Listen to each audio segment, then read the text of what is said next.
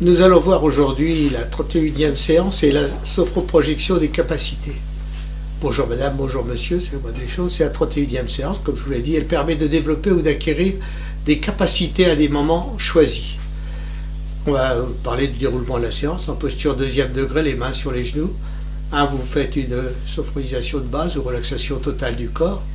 Deuxième étape, déplacement du négatif à l'extérieur avec l'expiration forcée sur les 5 chakras et avec la respiration irtère. Troisième étape, stimulation vitale globale avec la respiration. En posture, les bras tendus sur les genoux, le tronc redressé et les fesses au bord de la chaise. C'est ça, la respiration vitale. 4 stimulations corporelles avec la respiration en 5 temps, c'est ce que je viens de vous dire, irtère. Donc, en posture, les bras tendus sur les genoux, le tronc redressé et les fesses au bord de la chaise. 5. Projection des capacités de la conscience, le rythme dictébéral, le schéma corporel comme réalité vécue, la kinesthésie, la sensation, la perception, le sentiment, la mémoire, l'orientation, la pensée, l'attention, la concentration, la contemplation, l'association, le langage, l'intelligence, l'apprentissage, la communication, la sexualité, la conservation, l'imagination, l'émotion, l'affectivité, la supération, la sociabilité, la futurisation, l'entendement, la rationalisation, la réflexion, la volonté, la conscience morale, le schéma existentiel comme réalité de vie. Vous voyez qu'il y a énormément de capacité de la conscience, mais c'est intéressant parce que grâce à ces séances, vous pouvez renforcer une capacité à chaque fois.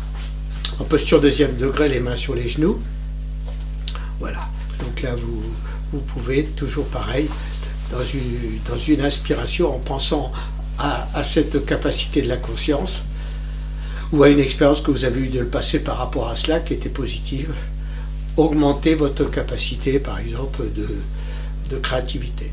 Ensuite, vous faites une pause relaxation en posture deuxième degré, comme on l'a dit, les mains sur les genoux. 8e étape, travail du positif avec l'inspire à travers tout le corps par rapport aux personnes, aux objets, aux projets. Ensuite, 9e étape, on fait une pause relaxante de totalisation sur tout le corps en posture deuxième degré, les mains sur les genoux. Donc là, on prend conscience de la relaxation totale du corps et surtout du bien-être que vous vous êtes donné et de la capacité que vous avez essayé d'augmenter. 10e renforcement des 3 qualités, confiance en soi, équilibre du corps et de l'esprit, et espoir et enthousiasme de vivre. 11e étape, la sophronisation ou retour, désophralisation, ou retour vers la réalité par des mouvements physiques, la respiration et quelques étirements et massages. 12e étape, dialogue comme toujours entre le sophrologue ou le coach et vous, la personne, pour savoir comment s'est passée la séance.